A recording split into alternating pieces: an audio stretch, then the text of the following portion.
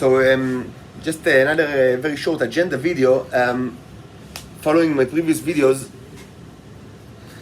So just if you do not follow with regard to the history of recording these videos, so I mentioned the robot saga very quite a bit. It's a 21 chapters, 21 videos that I uploaded to YouTube.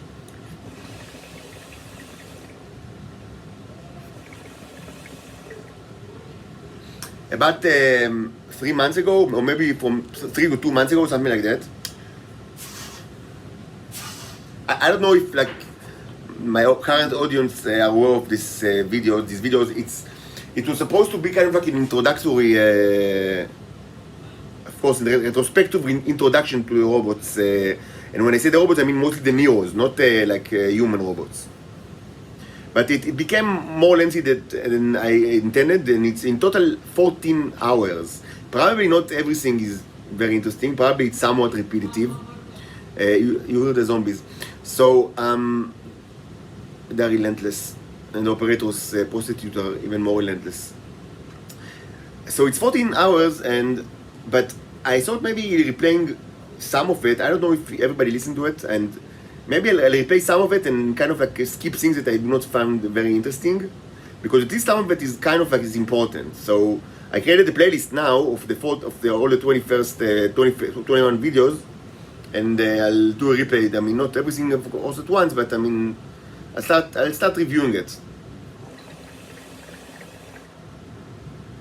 Now another kind of like, I mean, starting 50 days ago, October 1st, I actually watched the Starship for the first time using my eyes, and it was followed by several witnessing of the starships. Like I mean, it's just during the night, and it's most like I mean vivid, very late during the night. Like I mean 3, 4, 5 p.m. a.m. something like that.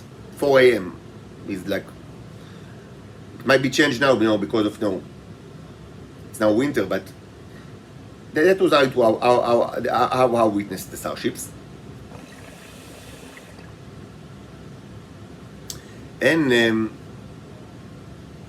this is kind of like, I mean, the witnessing is the kind of like, I mean, the pretext for many things, but among the least important, but something that I'm going to describe today is to speak about it today is the issue of archaeology. Again, not very important, but I mean, the entire archaeology, I mean, discussion is predicated on the fact that I actually watched it, which wasn't something that I thought. I mean, it was kind of like a miracle from my perspective that I didn't thought it's going to happen.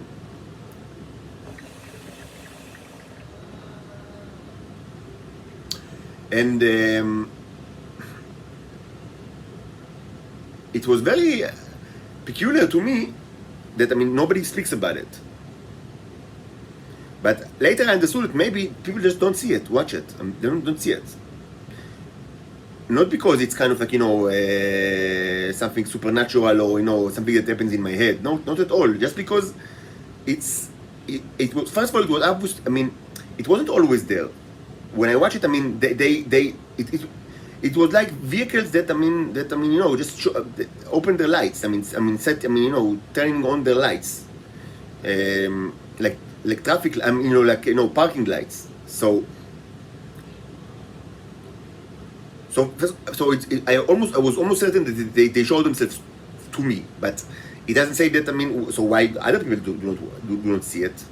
So maybe, I mean, later I understood that maybe it's just, I mean, that they use kind of like wavelengths that humans just, because I'm not Homo sapiens, and it doesn't necessarily true that my vision is the spectrum that I can detect is exactly that of Homo sapiens. So maybe they just use light in spectrum that other people cannot watch, and maybe there is other explanation, because I mean, it's weird why people didn't, speak about it. Like, it started 50 days ago, October 1st, October 11. It was followed by, I mean, several other nights. I mean, I call it like, Starship Night, and the Firebird, and And ultimately, about a month ago, and since then I do not walk like outside because of the arrest and all sorts of things, but I mean, about a month ago, it was, I mean, this kind of like witnessing, culminating in an event that happened, I mean, just here, I mean, very close to this apartment. When I went outside, like, I mean, for a very short stroll, I mean, just, I mean, taking the garbage out, something like that. It was early mornings, again, 4 a.m., something like that. And it's not only that I've seen the starships, but I've actually seen other vehicles that I wasn't immediately sure that these are not human, like, human, things. I mean, when you watch a UFO, I mean, I'm very skeptical. I mean, even though after seeing the starships, I mean, I still thought maybe it's, but it didn't look like something like,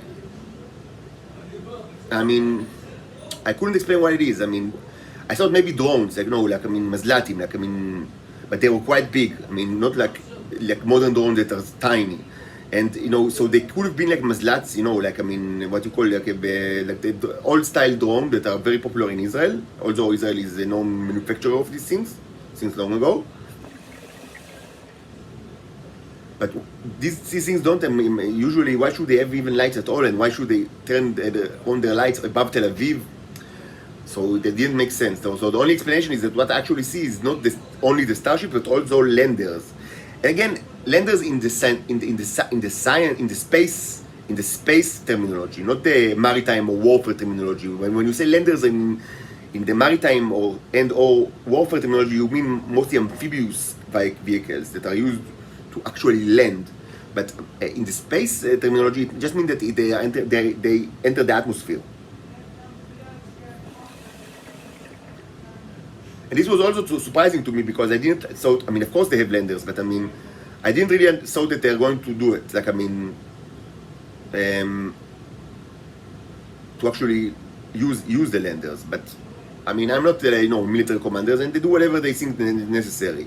Maybe not only just, maybe also for my own protection. Like, I mean, because the Israelis always try to harm me in all sorts of ways.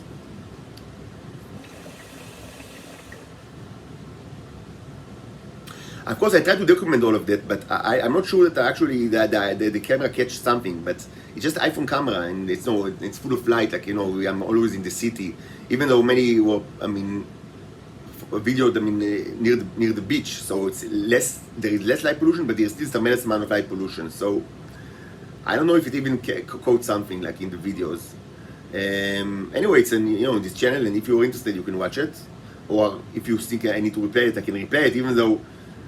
If you can't watch the video, I mean, I don't know if replay. I mean, my description is mostly wow, look at that, it's amazing. it's mostly me like admiring, the miracle, which is, I mean, if you can't watch it, I mean, it's kind of a bummer, I guess. Anyway, something. So these things that I can replay, the witnessing, like, I mean, videos that are quite a bit, maybe like, I mean. Over 3 or 4 nights, I mean, and like all sort of like, I mean, maybe 20 like witness and like, I mean, testimonies. I also understood that they're getting closer because eventually I've seen like one that is like bigger than the other, and I think that it's not like the bigger type, because there are 2 types, the small and the big. The small is huge and the big is like Call of Cthulhu style, as I said many times. So, but I think it's both were of the small kind, but I mean that just one was getting closer to Earth.